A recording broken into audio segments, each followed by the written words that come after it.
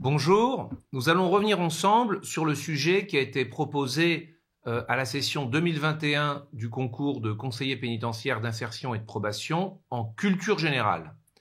Ce sujet de culture générale, dissertation en 4 heures, est le suivant, la décroissance.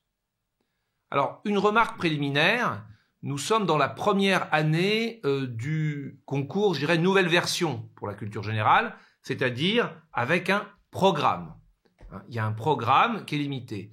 Et il faut apprendre finalement à savoir comment le jury va interpréter ce programme.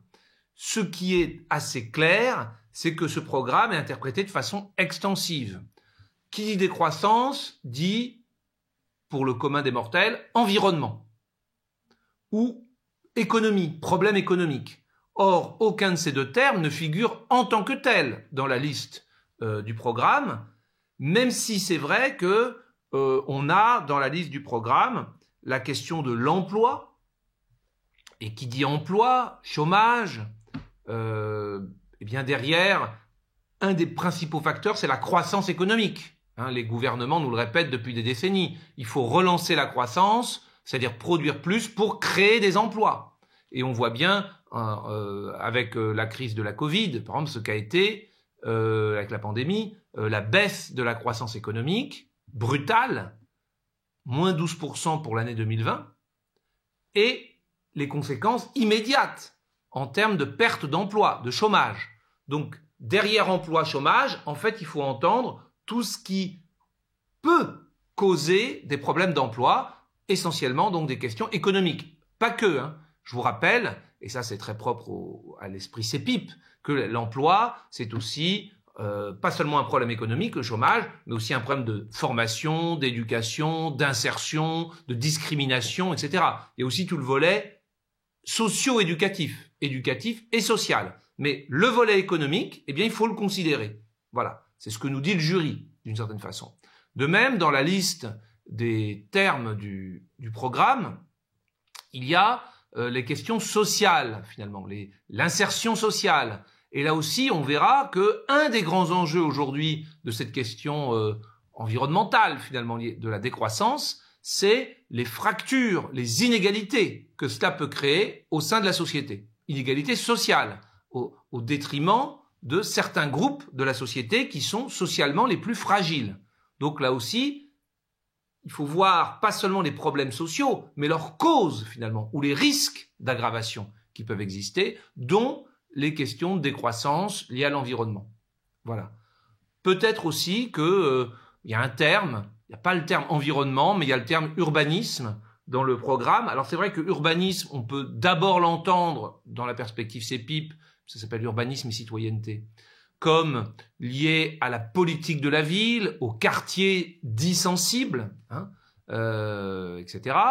On peut aussi, à travers la ville, il y a aussi les désagréments de la ville, je dirais les pollutions, les émissions de CO2, la circulation alternée, la question environnementale, qui est essentiellement, effectivement, une question pour les villes.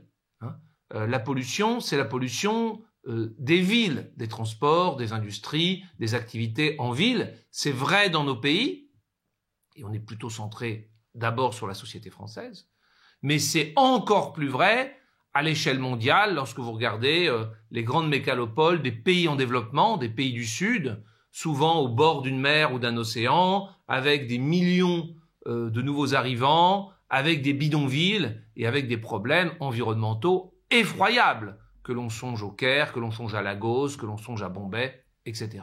Voilà. Donc, ce sujet sur la décroissance nous montre que finalement, le jury entend amener à réfléchir aux causes des problèmes qui sont cités dans la liste, des problèmes d'emploi, des problèmes d'insertion sociale, de la question de la ville. Voilà. Aux causes et aux enjeux qui sont derrière. Voilà. Cela dit, on peut admettre que c'est une première année d'application de cette liste et on aurait pu aussi s'attendre à une interprétation plus stricte où on reprend finalement les termes plus directement sans forcément aller voir ce qu'il y a derrière. Voilà. Pour ce qui est de l'ISP, on va appliquer finalement le plan que connaissent bien nos étudiants, auxquels ils se sont entraînés et qui, sur ce sujet-là, comme sur d'autres, fonctionne, évidemment. Sinon, on ne le recommanderait pas. Ce plan, il part d'abord d'une problématique. Hein, et la problématique, tout simplement, je pense que les étudiants de l'ISP ne seront pas surpris de l'entendre, peut-être d'autres aussi d'ailleurs, ont appris ce type de technique. Quelle est la problématique? C'est tout simplement la décroissance est-elle une réponse aux défis de nos sociétés contemporaines? La décroissance est-elle une réponse aux défis de nos sociétés contemporaines? Alors, aux défis, au pluriel, au singulier, aux enjeux, est-elle une réponse pour la société contemporaine? Voilà, bon, on peut, c'est pas à un mot près, mais c'est ça, en tout cas, qu'est la question, la problématique. Que faut-il penser de la décroissance? On en entend parler. Est-ce que c'est bon ou c'est pas bon? Grand 1, la décroissance apparaît comme une réponse possible aux enjeux environnementaux. Grand 1, la décroissance apparaît comme une réponse possible aux enjeux environnementaux. Dans ce grand 1, on va trouver la thèse-antithèse de base. Là, encore une fois, ça n'apprend rien aux élèves de l'ISP. A, la question environnementale remet en cause notre mode de développement. La question environnementale remet en cause notre mode de développement. C'est le 1A. Et là, on va rappeler qu'effectivement, le mode de développement qui est le nôtre, en particulier depuis l'industrialisation de nos sociétés au XIXe siècle, au début du XXe siècle, et qui a pris une ampleur nouvelle avec les 30 Glorieuses à partir de la fin de la Seconde Guerre mondiale, eh bien, ce mode de développement, finalement, trouve sa limite dans les problèmes environnementaux qu'il pose, qu'il occasionne. Voilà. On va notamment rappeler que, d'abord, il repose sur la consommation de ressources naturelles, à commencer par le pétrole, et que cet épuisement des ressources naturelles est quand même une limite à la croissance économique et à notre mode de développement. L'épuisement des ressources naturelles, le pétrole, bien sûr, on le sait, mais aussi la biodiversité, l'épuisement des ressources halieutiques, par exemple des poissons, etc. Donc de ressources naturelles qui sont non renouvelables et qui sont épuisées par notre mode de développement économique. Premier type de problème. Deuxième type de problème, le réchauffement climatique, qui peut être l'occasion de dérèglements, de désordres, de sécheresse, d'inondations, de catastrophes naturelles, d'évolution des écosystèmes et de la biodiversité. Donc ce deuxième problème, c'est le problème du réchauffement climatique, lié aux émissions de gaz à effet de serre, de CO2, puisque notre mode de développement repose beaucoup sur la consommation d'énergie fossile, donc le pétrole, le charbon, on vient d'en parler, pour produire de l'électricité, pour se chauffer, pour faire fonctionner des usines, pour faire circuler des véhicules. Voilà. Et l'émission des gaz à effet de serre amène à un réchauffement climatique, dont le constat a été dressé depuis le sommet de Kyoto en 1992 et qui a été le début de tout ce processus de Kyoto et des fameuses COP. Voilà, la création du GIEC, le groupe international d'experts sur le climat, la question du climat, dont on va beaucoup reparler avec le projet de loi climat. Deuxième problème. Troisième problème, l'épuisement des ressources naturelles, non renouvelables, le réchauffement climatique, et ensuite tout simplement la pollution, finalement. La pollution des différents, de l'environnement. La pollution de l'air, les particules fines, la pollution de l'eau, les nitrates liés à l'agriculture, la pollution globalement liée aux déchets, finalement, à la gestion des déchets ou à la non-gestion des déchets. Voilà, donc les pollutions. À ceci viennent s'ajouter les pollutions de type industriel, la pollution des fleuves, de l'air avec les fumées toxiques, de la terre, avec toute la question de la dépollution des terres industrielles, des terres qui ont été utilisées par des sites industriels. Donc voilà, la question des pollutions industrielles, je dirais courantes, voire d'accidents industriels qui peuvent avoir des conséquences graves sur l'environnement. Bien sûr, on pense à Seveso, on pense à Bhopal, on pense surtout, chez nous en Europe, tout près de chez nous, à l'accident de Tchernobyl. Finalement, voilà un élément du progrès économique, de la croissance, l'énergie nucléaire, qui peut produire, qui en cas d'accident a des conséquences sur l'environnement qui sont catastrophiques. Finalement, comme c'est rangé dans la catégorie des accidents industriels. Conséquence de tout ça, d'ailleurs, toujours pour finir le 1A, les enjeux en matière de santé. Il n'est plus simplement question de protéger l'environnement. Notre mode de développement économique n'est pas seulement une menace pour l'environnement, c'est-à-dire la biodiversité, les écosystèmes, les ressources naturelles. Il est aussi une menace directe pour la santé. On voit bien que d'ores et déjà, en période de canicule, par exemple, on est obligé de limiter la circulation des véhicules du fait des risques d'infections respiratoires. Voilà. Ainsi en est-il aussi de tous les problèmes d'hygiène qu'on rencontre dans les bidonvilles, par exemple, dans les villes du Sud, du fait de la non-gestion des déchets, de la pollution de l'eau, etc.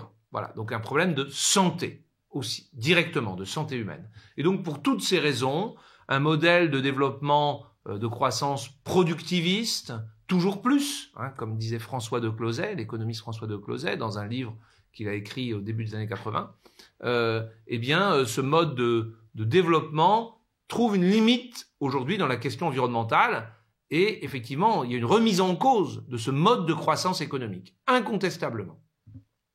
1A. 1B. Néanmoins, notre modèle de société repose sur la croissance économique. 1B. Notre modèle de société repose néanmoins sur la croissance économique. Voilà. Et là, il faut dire que notre mode de développement est remis en cause par l'environnement. C'est vrai. On ne peut plus continuer exactement comme avant. Ça pose plein de problèmes. Néanmoins, il faut toujours de la croissance économique. Ça, c'est le 1B. Et vous êtes habitués, pour certains d'entre vous, à ça. C'est-à-dire qu'évidemment, le thèse-antithèse, il est là. On ne dit pas en 1B le contraire du 1A. On dit simplement qu'on ne peut plus continuer comme avant, mais qu'il nous faut malgré tout de la croissance. Et donc, on verra ça dans le grand 2, qu'il faut trouver une forme de croissance, une forme de développement qui se concilie avec l'environnement, bien entendu. Donc, dans ce 1B,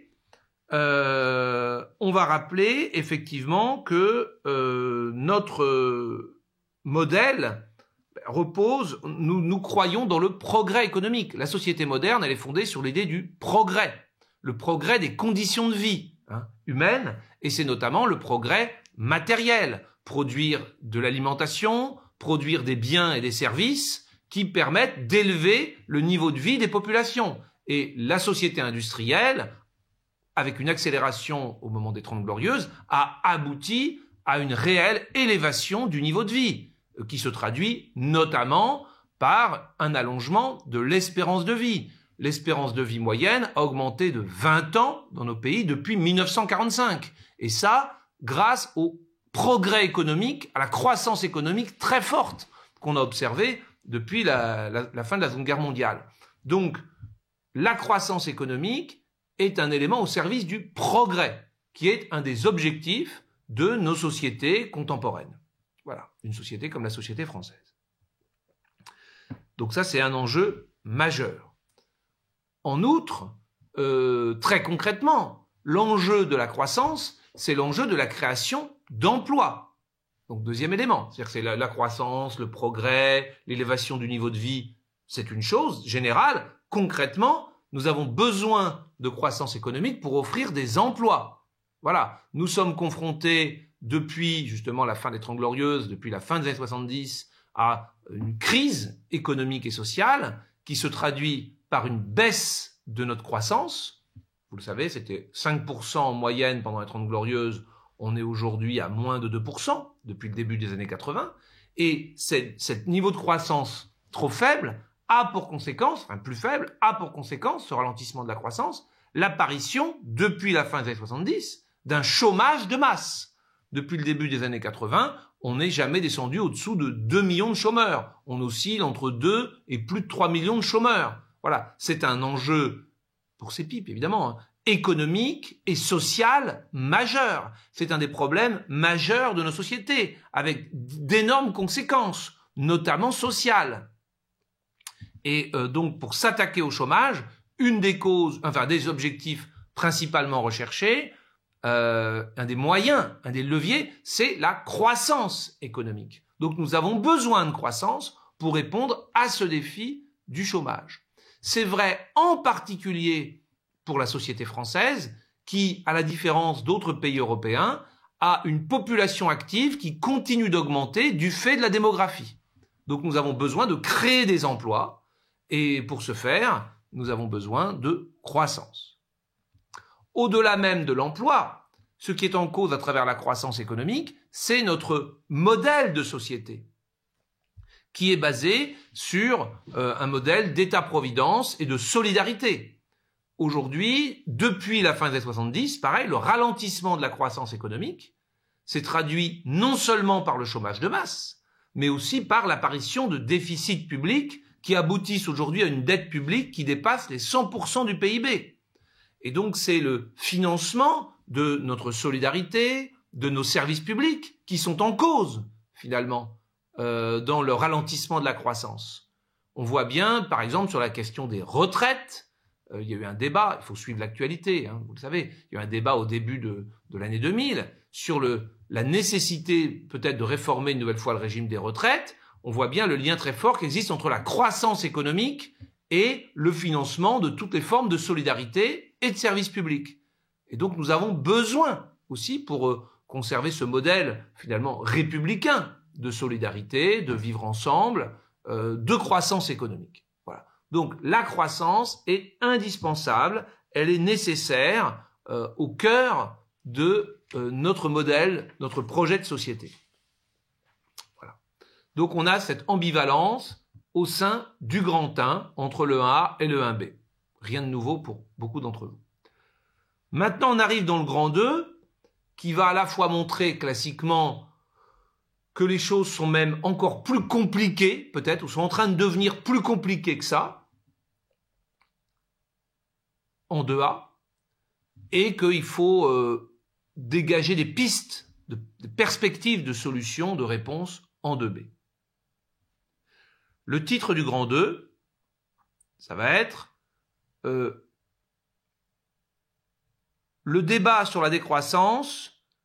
Face à un débat sur la décroissance de plus en plus compliqué, il appartient d'apporter une solution à travers le développement durable. Face à un débat sur la décroissance de plus en plus compliqué, il convient d'apporter une réponse à travers le développement durable.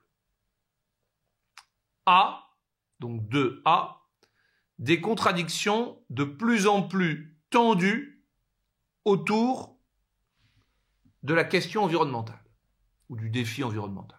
Des contradictions de plus en plus tendues autour du défi environnemental. C'est le 2A d'aggravation, finalement, de dépassement du problème de base, d'approfondissement. En effet, ce que l'on peut dire dans ce 2A, c'est que le débat sur la décroissance, aujourd'hui, il est particulièrement, il devient de plus en plus tendu, de plus en plus complexe, parce qu'on a une contradiction de plus en plus forte entre deux éléments de pression, finalement, sur notre société, deux directions, deux développements opposés qui créent une contradiction très forte.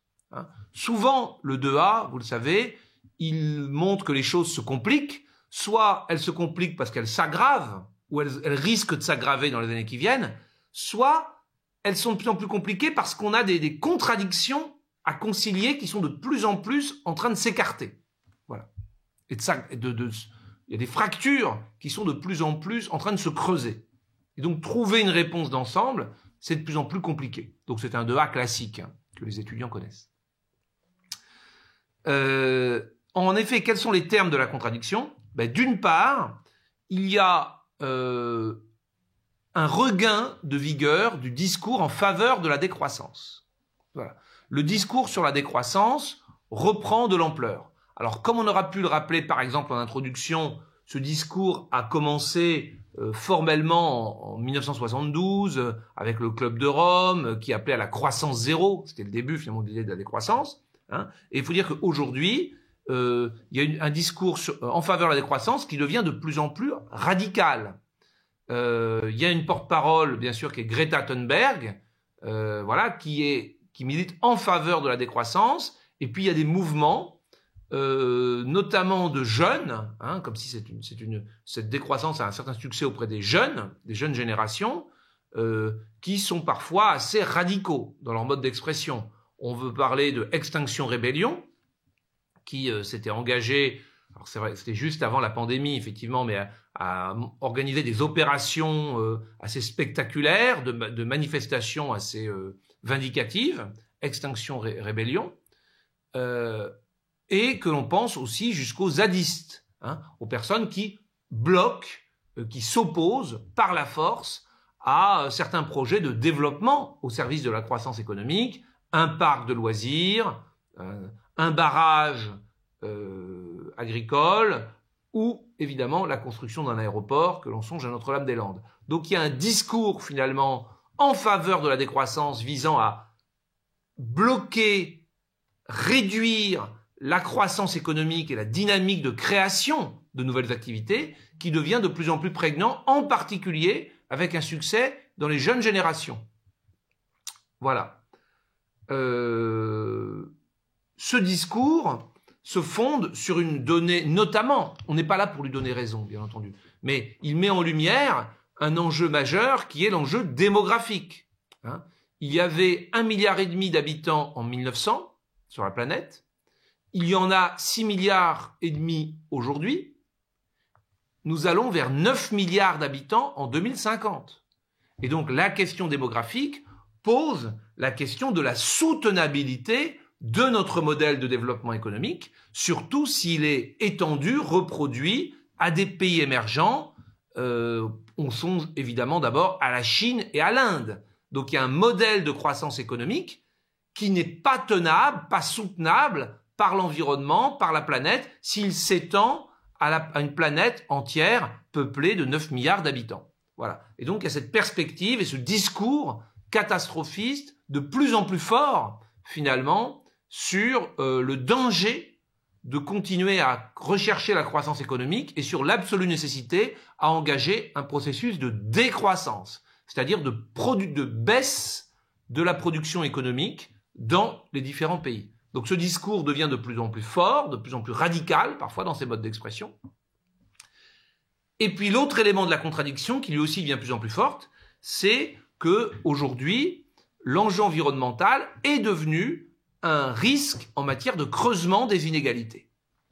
Voilà. C'est-à-dire que les efforts que l'on peut demander à l'économie et à la société pour préserver l'environnement peuvent occasionner de nouvelles fractures sociales, de nouvelles inégalités, au détriment de ceux qui sont déjà les plus fragiles.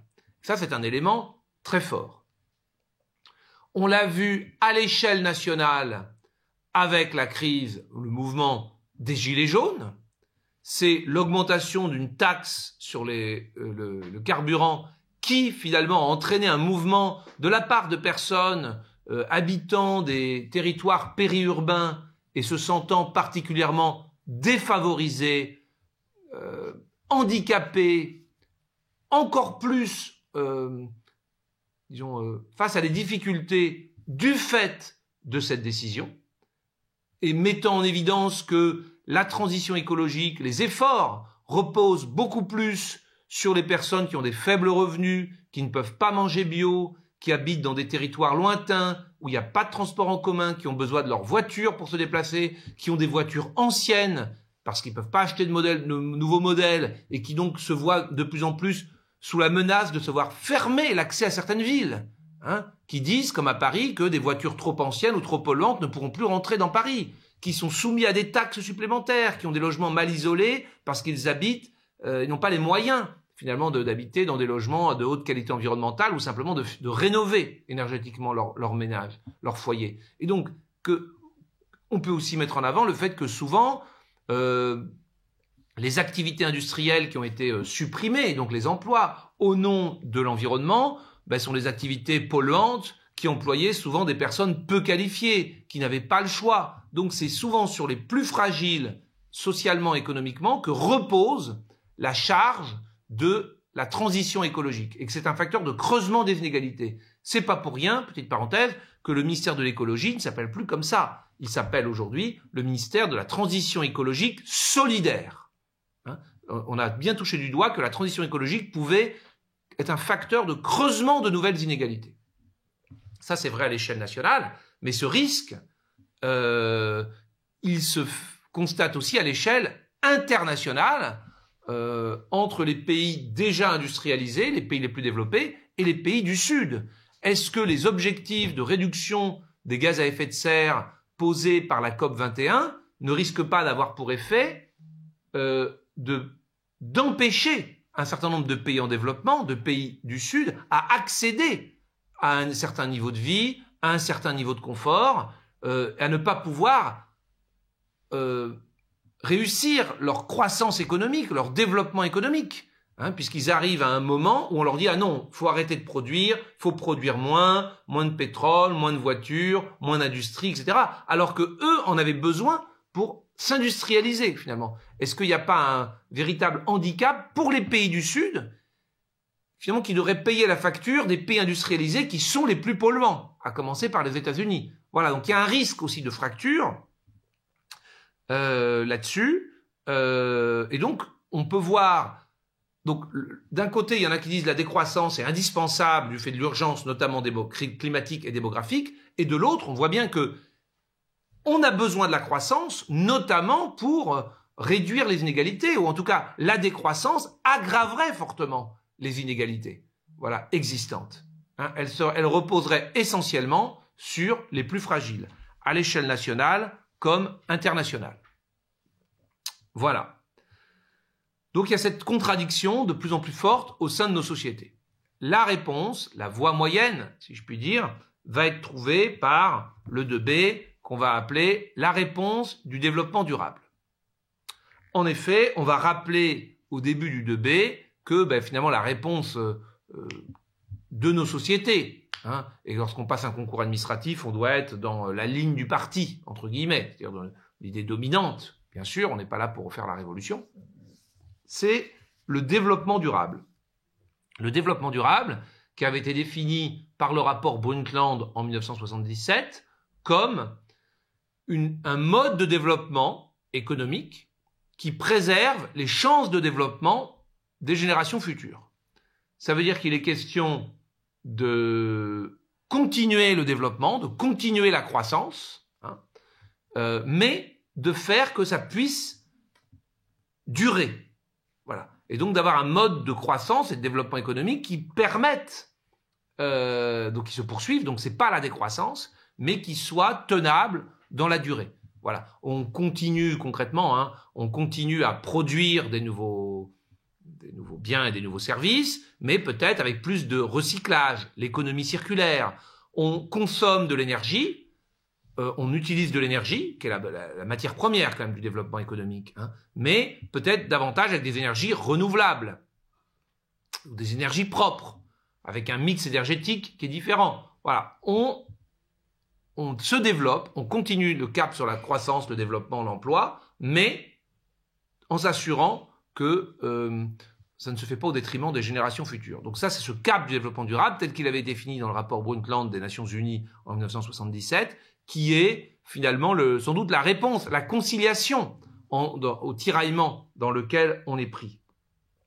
Alors, une des conséquences de ce développement durable, c'est donc d'engager ce qu'on appelle la transition, finalement.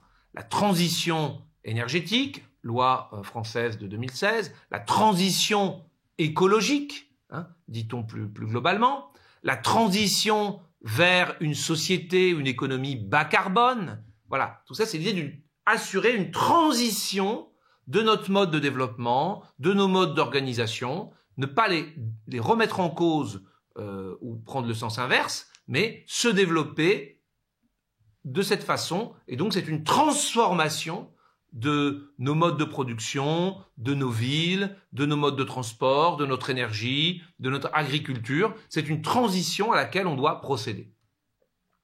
Voilà. Cette transition doit aussi conserver, effectivement, on l'a dit, le souci de ne pas se faire au détriment des plus fragiles.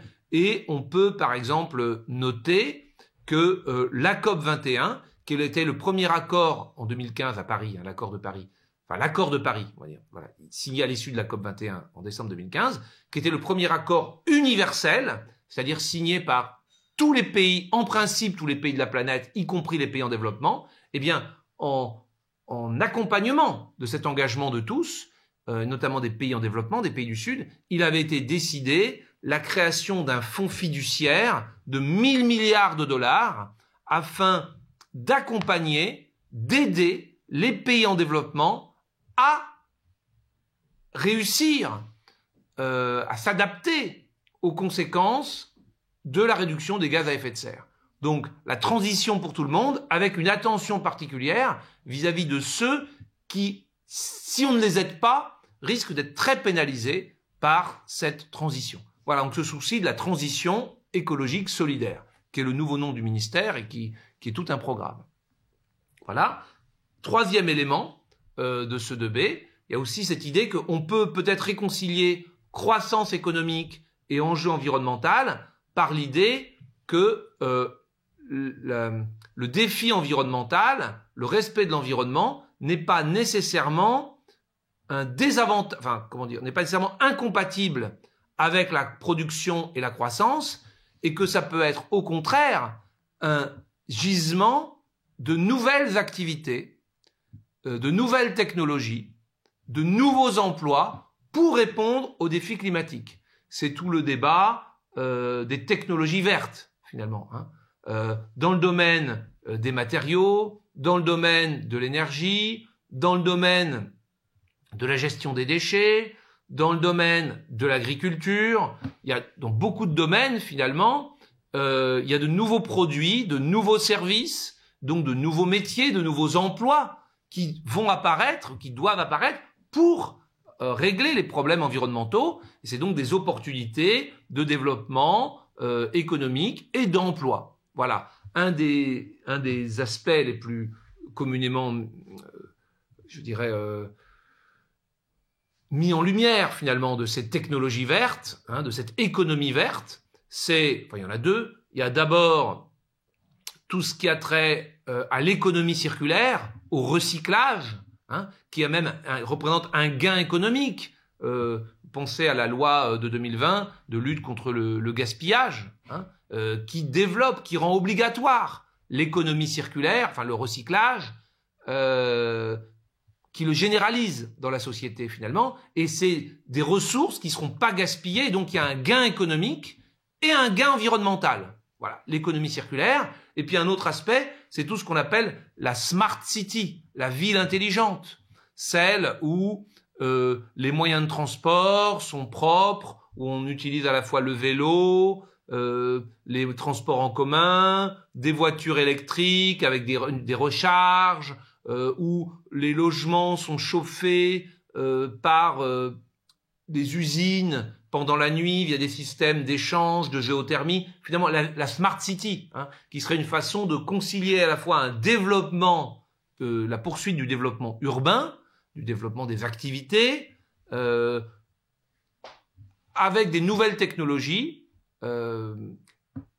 utilisant souvent l'informatique d'ailleurs, qui sont une source d'innovation, de croissance, de production, de nouveaux emplois.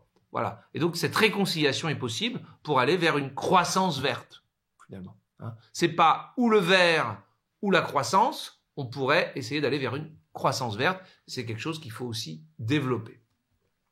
Voilà ce que l'on pouvait dire de ce devoir. Je vous rappelle donc le grand 1 et le grand 2, hein, puisque à la fin de l'introduction, on doit annoncer le plan grand 1, grand 2. La décroissance apparaît comme une réponse possible aux exigences environnementales. Mais face à un débat de plus en plus compliqué, la solution passe par le développement durable. Ça, c'est le 1, 2. Voilà. Avec une répartition ensuite à l'intérieur, grand 1, grand 2, qui est bien connue. À la question, donc, on essaye en conclusion de répondre à la question. Donc, est-ce que la décroissance est une réponse aux défis de nos sociétés? La réponse est que c'est une réponse tentante, c'est une réponse qui a de plus en plus d'écho. Néanmoins, ça n'est pas une réponse réaliste, non seulement pour des raisons sans doute économiques, mais aussi pour des raisons sociales. C'est un modèle de société tourné vers le progrès, tourné vers la solidarité, qui est le nôtre et auquel il n'est pas question de renoncer. Voilà, donc non, ce n'est pas la réponse que l'on privilégie, même si il faut être conscient que il faut se mobiliser d'autant plus à réussir un développement durable, authentique, faute de quoi la tentation trop simpliste, réductrice de la décroissance pourrait devenir de plus en plus forte si on aboutissait à une impasse écologique, notamment à cet horizon de 2050 et du pic démographique à 9 milliards d'habitants. Voilà ce que l'on pouvait dire. Alors, une précision de méthodologie. J'ai appliqué ici le plan classique, qui est celui qui est recommandé et pour les étudiants d'ISP auxquels je m'adresse, ils connaissent ça par cœur. Il est toujours possible de faire plus simple, c'est-à-dire de faire simplement grand 1 thèse, grand 2 antithèse.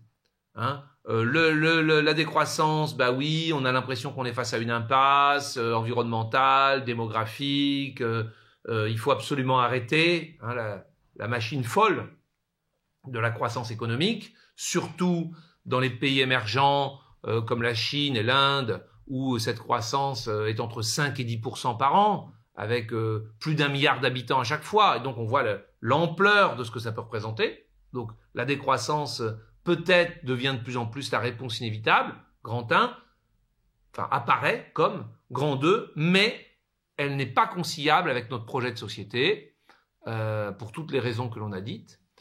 Tous les risques, finalement, toutes les contradictions, grand 2. Donc, thèse, antithèse. Et dans un tel plan, à ce moment-là, c'est la conclusion qui ouvre la perspective du développement durable comme solution, point d'équilibre à trouver. On peut toujours, dans un concours comme CEPIP, faire un plan thèse-antithèse. Cela dit, c'est un conseil qu'on donne à l'ISP, il y a un risque quand même d'avoir une moins bonne note. Pourquoi? Pour 2 raisons. D'abord, une raison toute simple, c'est que quand on fait thèse-antithèse, on pousse moins loin sa réflexion. Le simple fait d'être obligé de mettre la thèse-antithèse de base dans le grand 1 et de devoir inventer autre chose dans le grand 2, notamment une complication, une aggravation, des propositions, eh bien ça nous oblige à parler de plus de choses, à aller plus loin, puisque dans notre grand 2, on met plus de choses qu'on en aurait mis simplement dans une conclusion. Et donc à la fin, le correcteur a une copie qui est plus complète. Ça nous oblige nous-mêmes à essayer d'en dire plus. Voilà.